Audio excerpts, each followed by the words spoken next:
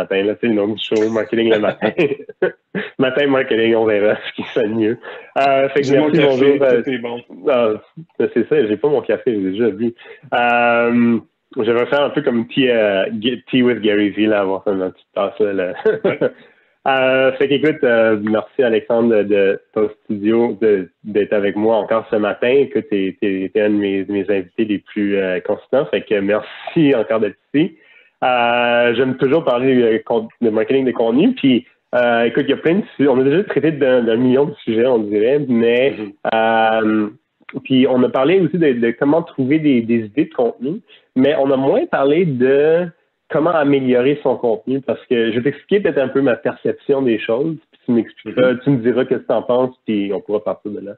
C'est que, oui, on a parlé de bibliothèque de contenu, on a parlé de stratégie de contenu, comment trouver des idées de contenu, mais il y a aussi, selon moi, quand même un effort j'aime pas trop le mot là dans ce cas-ci, mais d'optimisation de contenu. Tu sais, on a des idées de ce qu'on voudrait produire, ce que notre cible veut y entendre, mais en même temps, il faut quand même avoir un certain effort d'optimisation, d'amélioration continue pour s'assurer que notre contenu résonne le plus possible finalement, si on veut. Qu'est-ce que tu en penses? C'est-tu un peu... Ben, pour moi, c'est un essentiel. Puis je pense que, bon, c'est pas tout le monde qui le fait. Puis si même j'analysais un peu le travail que nous, on fait chez Toast pour nous-mêmes, on serait cordonnier mal chaussé, là. Mais tu mentionnais la bibliothèque de contenu tantôt, puis je pense que c'est beaucoup ça. Tu as ta bibliothèque de contenu d'un bar avec tous des contenus qui ont été bien réfléchis, bien développés et tout. Puis de l'autre côté, tu les distribues. Ça on en a déjà parlé. Puis on en parle de façon régulière. Mais dans la bibliothèque de contenu, ce qui arrive, c'est que bon, il y a différents contenus que tu peux développer. Il y a des trucs que tu peux envoyer par infolette, il y a des trucs qui peuvent être des white papers ou des business cases ou d'autres choses. Mais il y a peut-être des contenus que tu as vraiment développés dans un objectif aussi de inbound, ce qui veut dire que tu veux justement que les gens te découvrent via ton contenu, donc via les engins de recherche, donc avec un certain accent ou peut-être un peu d'effort mis du côté du SEO, l'optimisation pour les engins de recherche. Ce qui arrive, c'est que si tu te mets si tu as une pièce de contenu qui fonctionne très bien justement de ce côté-là, avec du SEO, c'est un peu nono d'aller produire une deuxième pièce de contenu qui part de la même patente, puis de peut-être voler du trafic à la première ou diluer ton trafic sur deux ou rendre ça un peu plus confus pour Google. Donc, pourquoi ne pas améliorer cette pièce de contenu-là? Donc, sur une base régulière, je pense que c'est important d'optimiser son contenu, comme tu le dis, parce que peut-être qu'on a développé justement soit des liens externes qui pointent vers nous, soit un bon track record côté SEO avec cette page-là, donc ce contenu-là. Donc, on va vouloir peut-être l'entretenir plutôt que de développer quelque chose de nouveau. Donc, optimiser son contenu, pour moi, c'est un essentiel.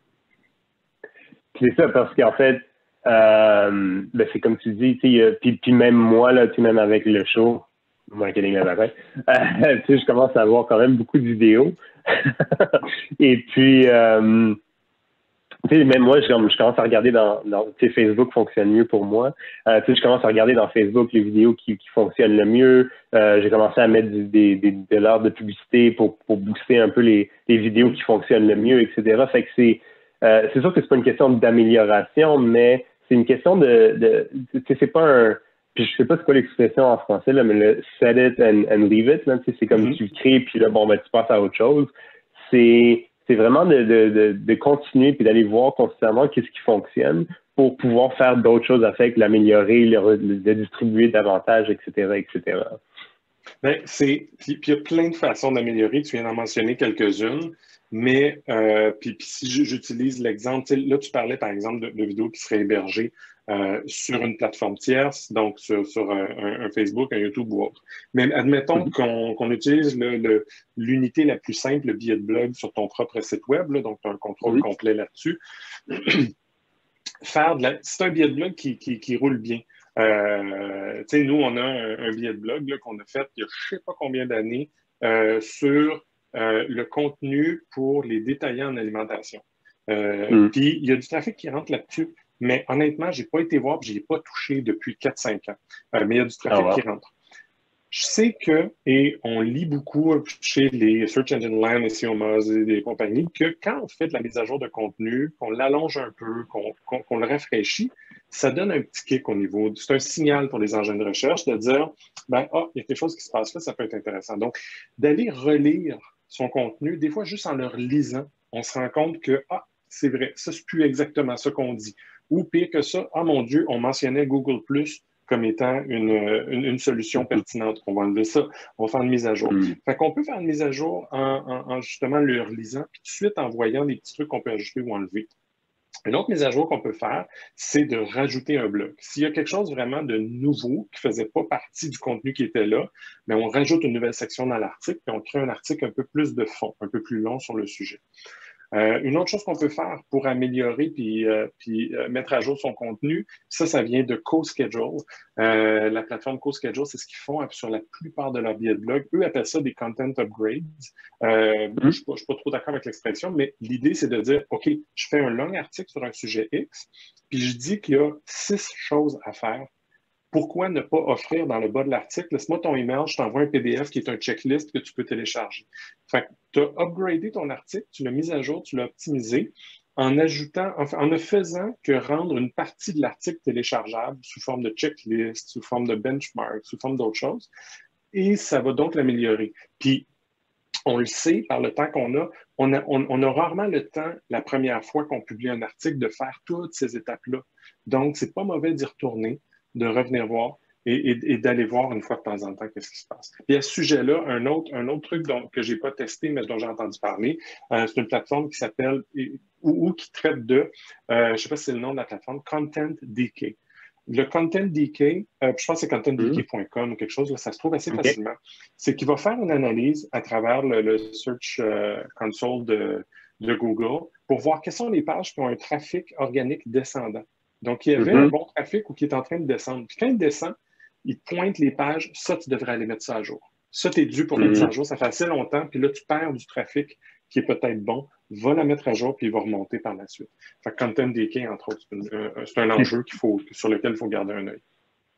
C'est intéressant que tu mentionnes ça, puis évidemment, Toast, c'est une excellente firme de contenu, fait que, tu sais, il faut t'écouter quand tu parles de contenu, mais j'écoutais récemment une entrevue avec, je ne sais pas si son titre exact, là, mais on va l'appeler la chef SEO chez HubSpot. Puis évidemment, HubSpot, c'est comme une énorme machine. C'est une excellente référence. Ouais. Puis eux, c'est comme ça qu'elle a réussi à augmenter leur trafic de je ne sais plus combien, là, mais c'est un chiffre assez faramineux avec ces tactiques-là. Puis c'est, en fait, bon, eux, ils ont développé un outil à l'interne, mais c'est ça, qu'ils font, c'est qu'à tous les mois, ils roulent des rapports sur les pages qui ont perdu du trafic, ou en fait, c'est genre, elle expliquait si ça perd du trafic pour plus que 3 mois d'affilée, ben là, ils retournent, ils remettent à jour la page, etc. Je pense qu'ils combinent après aussi, là, basé sur la conversion de cette page-là. Fait que si elle baisse en trafic, mais il n'y a pas beaucoup de conversion, ils vont mettre moins d'efforts dessus. Mais elle baisse en trafic, il y a beaucoup de conversion, ils vont la remettre. Fait que c'est vraiment un effort continu qu'on est obligé de faire parce que, ben, justement, c'est pas parce que ça a été produit il y a 6 ans, il y a 7 ans, il y a même 10 ans que c'est plus un article valide. C'est juste que le monde a beaucoup changé en 5, 6, 7, 10 ans. Comme tu mentionnais, Google+, ben, il faut les retirer, etc., etc. Fait que je pense que c'est une pratique importante, puis c'est une partie importante de son calendrier peut-être pas le calendrier de publication de contenu, mais de son effort de production de contenu, c'est d'aller revoir, rafraîchir, améliorer son contenu existant. Puis, ce que j'ai vu déjà qui était quand même intéressant, c'est, ben, mettons qu'on a un billet de blog qui fonctionne bien, ben, c'est de faire un format vidéo aussi pour pouvoir après le redistribuer en vidéo, tu sais, faire un